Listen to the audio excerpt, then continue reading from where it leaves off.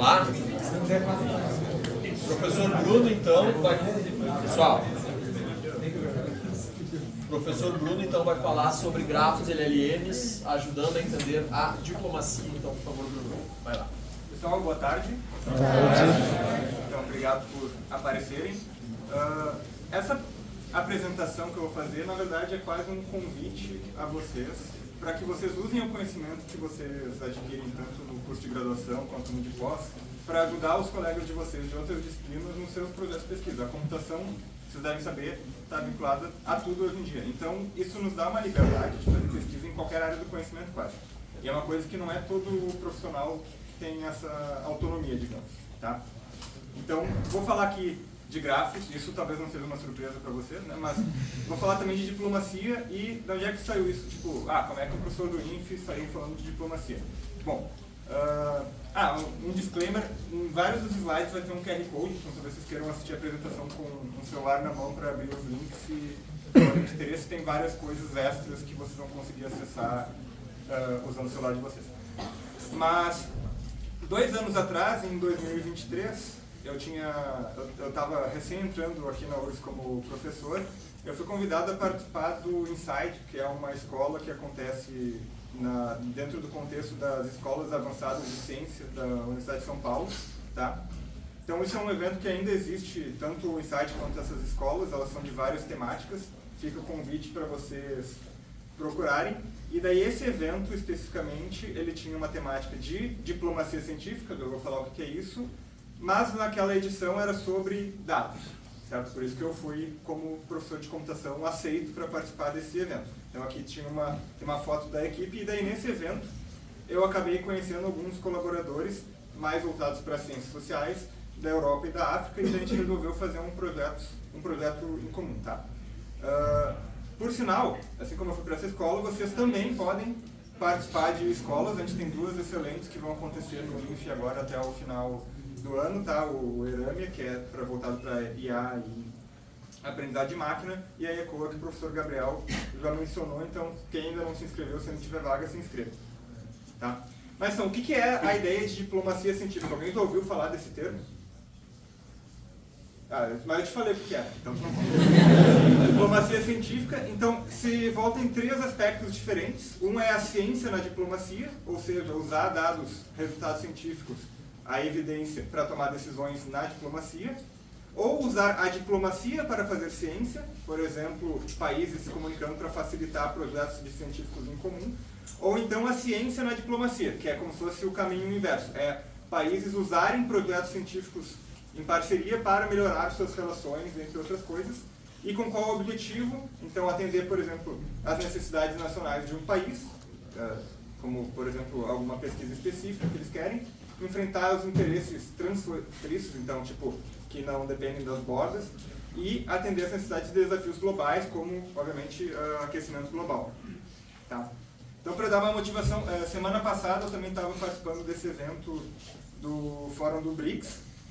Todo ano o país sede do BRICS, que está na presidência, escolhe 3 temáticas daquele ano, e o Brasil esse ano escolheu justamente IA, nenhuma surpresa, mudanças climáticas, nenhuma surpresa, mas o terceiro tópico era justamente diplomacia científica, então é uma área que está quente nas ciências sociais. Tá? Então, qual que é a pergunta que esses meus colegas que eu fiz lá no curso tinham a respeito da diplomacia científica e como é que eu, como um cientista da computação, poderia ajudar eles a descobrir a resposta? Tá? A pergunta era o quão global é a literatura da diplomacia científica. Porque vocês podem imaginar, diplomacia científica, dentro da diplomacia é um assunto intrinsecamente global, né? A relação entre países. Então, por aí já é uma coisa global. Mas será que a literatura sobre o assunto, ou seja, a pesquisa que está sendo desenvolvida sobre esse tema academicamente, também é global? Ou será que ela está restrita a certos países ou certas comunidades, ou não tem comunicação entre eles? Era essa dúvida que eles queriam tirar e que eu podia ajudar de alguma maneira. Então, para começar, a gente teve, obviamente, que fazer uma coleta de dados. Então, a gente pegou, dentro de uma base de dados popular de artigos, né, o Scopus, entre 2002 e 2023, que é mais ou menos... 2023 porque era o ano que eu estava lá, né? E 2002 é quando surge mais ou menos esse termo oficialmente, diplomacia científica. Isso deu umas 811 publicações, artigos nessa área. e a gente estava preocupado em 3 dimensões diferentes desses artigos, tá? Todos eles sobre diplomacia científica. Um era quais eram os autores e principalmente qual é a afiliação desses autores, ou seja, se eles eram autores do Brasil, da Alemanha, da China, etc. Qual era a fonte de fomento, ou seja, quem é que estava financiando esses artigos, e os alvos, sobre o que esses artigos falavam, ou melhor, sobre quem esses artigos falavam. Por exemplo, é um artigo falando sobre o Brasil, é um artigo falando sobre a Indonésia, etc. Tá? Então, para avaliar isso, a gente primeiro teve que compilar esses dados. Por sinal, essa base de dados que a gente montou já com os resultados que eu vou mencionar nos slides seguintes estão disponíveis no GitHub. Se alguém quiser usar, é só abrir o link lá, está disponível para qualquer um usar. E aí, o que a gente fez? Já está ali um spoiler no título, né, mas a gente queria usar LLMs para facilitar um pouco a nossa vida, porque ninguém quer pegar centenas de artigos e ficar olhando um por um sobre quem que aquele artigo está falando. Então, o que a gente fez? Eu trouxe um exemplo aqui. Isso aqui é um artigo sobre diplomacia científica. Se eu não me engano, ele é da Rússia, então esse.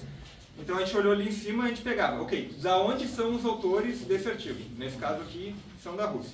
E o mais importante era olhar no abstract do artigo quais locais aquele artigo menciona. Então, vocês podem ver aqui que esse artigo, obviamente, fala da própria Rússia, mas fala do México, fala da Suíça, fala dos Estados Unidos, fala da Suécia, fala dos BRICS, fala da Europa, etc.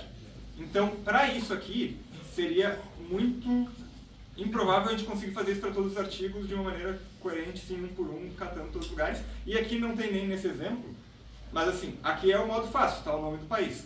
Talvez no artigo estivesse falando, por exemplo, Porto Alegre. Aí tu tem que saber, Porto Alegre se refere ao quê? Ao Rio Grande do Sul se refere ao quê? Ao Brasil. Certo? Ou talvez estivesse falando Floresta Amazônica. Bom, a Floresta Amazônica está no Brasil e em outros países. O próprio BRICS aqui, isso é antes da expansão, então são 5 países diferentes. Então não só tinha que selecionar e identificar quais os termos se referem a localidades geográficas, políticas no abstract, como também fazer a tradução para países ou regiões, caso não tivesse um país específico. Tá? Opa. Então a gente usou uma LLM, no caso o GPT-4, para varrer esses abstracts todos e recorrer e tabular para a gente todos esses nomes. Posteriormente foi feita uma avaliação para ver se ele estava acertando. Então o dataset que a gente montou tem os abstracts todos e tem já a lista dos lugares identificados e já está falando, ou melhor, já está validado por humanos de que realmente ele acertou. Tá? Então isso foi o uso da LLM. E uma vez que a gente tem esses dados, a gente pode trabalhar com algumas redes. Então, a gente fez 2 redes diferentes. Aqui é a rede de colaboração, que provavelmente é algo que vocês já viram algum exemplo. É simplesmente quem escreve com quem, então é basicamente quem é coautor.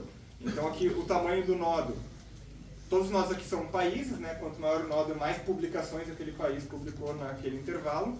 Se vocês abrirem o QR Code, vocês conseguem brincar numa versão iterativa desse grafo aqui, tá? Daí dá para olhar com um pouco mais de atenção. As cores são as regiões, os continentes, basicamente, ou subcontinentes. E se tem uma aresta entre 2 nodos, quer dizer que esses países publicaram um artigo juntos. Tinha autores dos 2 países. Isso aqui é meio padrão. O que é um pouco diferente é essa rede aqui que a gente chamou de rede-alvos. O que são os nodos agora? São países ou regiões. Só que agora, esse é um grafo, uma rede direcionada.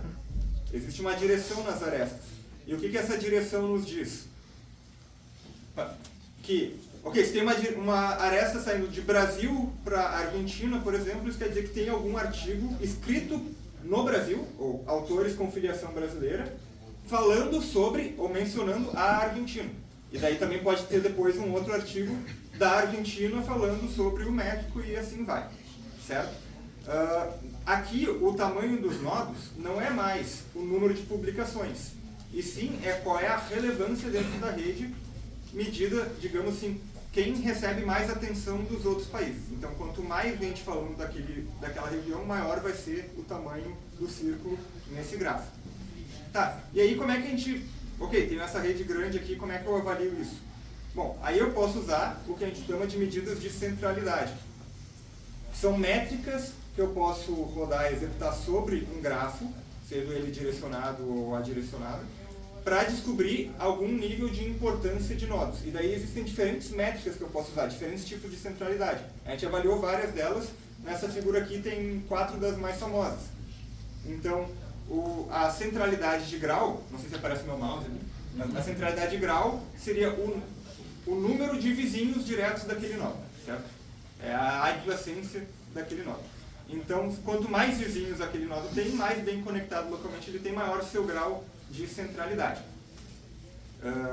Melhor, sua centralidade de grau.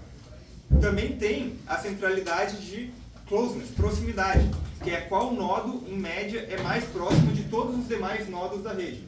Certo? Então, eu calculo a menor distância daquele nodo para todos os outros, e isso vai me dar qual é o closeness dele. Já o betweenness são nodos que funcionam como ponte. Tá? A definição deles é um pouco mais complexa.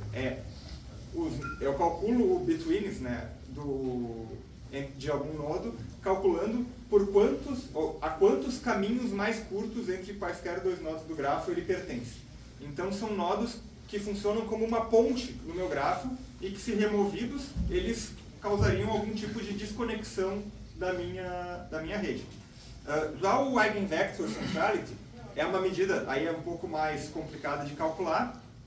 Tem outras centralidades que são semelhantes, como por exemplo o PageRank, etc., que é quanto maior for o grau, a centralidade desse tipo de nodo, significa que eles não só têm muitos vizinhos, mas que eles são vizinhos de vizinhos importantes.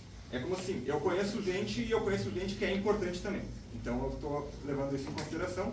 Aqui do lado tem uma figura assim com vários nodos, e daí estão destacados os nodos a partir do qual maior o seu grau para cada uma dessas métricas, mais brilhante ele está. Mas eu sei exatamente o que vocês devem estar pensando. Vocês devem estar pensando qual o custo computacional para calcular cada uma dessas métricas. Então, essa tabela aqui eu vou agradecer ao meu aluno de TCC que está lá no fundo, o Leonardo. Oi, Leonardo. Ele fez essa tabela.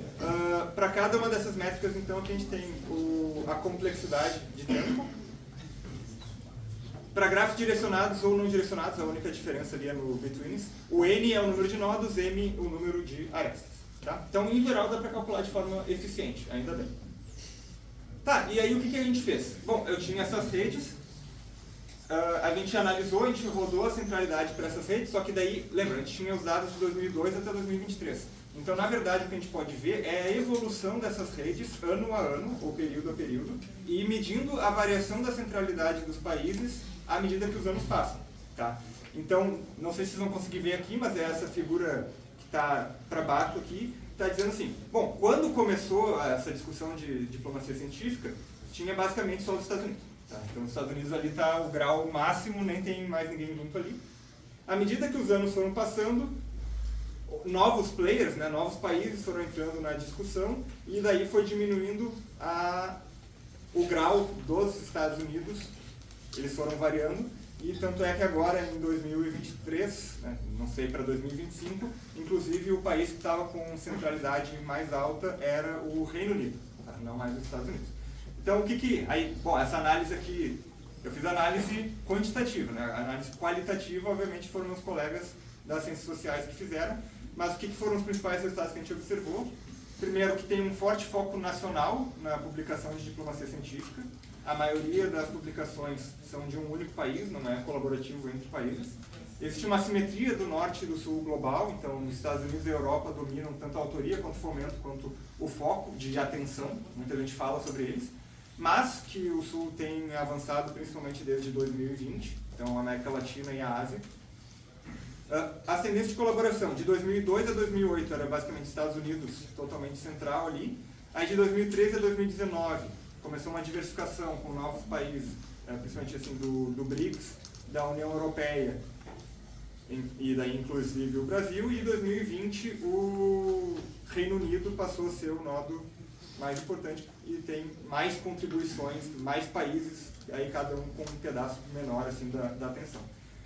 Em relação a sobre quem está sendo estudado, a Europa e os Estados Unidos são os países mais mencionados pelos outros artigos, mas tem uma crescente atenção para o Ártico, a África e a América Latina. Esse caso do Ártico, talvez se vocês procurarem aí não digo na literatura, procurar em notícias mesmo, vocês vão entender o porquê. É porque o Ártico está derretendo e isso abre caminho tanto para exploração econômica quanto militar do mar Ártico que está sendo liberado. Tá? E lá, quem é que está lá? Rússia, Estados Unidos, Canadá, membros da União Europeia, então todo mundo quer interagir. Né?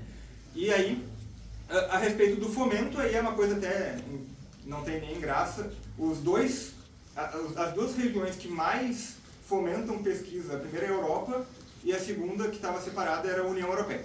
Então vocês estão vendo ali duas curvas ali coloridas, as duas que estão lá em cima, uma é a Europa em geral, a outra é a União Europeia. Então eles que gostam de financiar pesquisa sobre esse assunto. Tá certo? Quem tiver mais interesse sobre essa pesquisa tem o artigo aqui publicado, só escanear o QR Code, vocês podem ler todas as análises. De novo, o dataset também, se alguém quiser brincar com isso, está disponível no GitHub. E muito obrigado.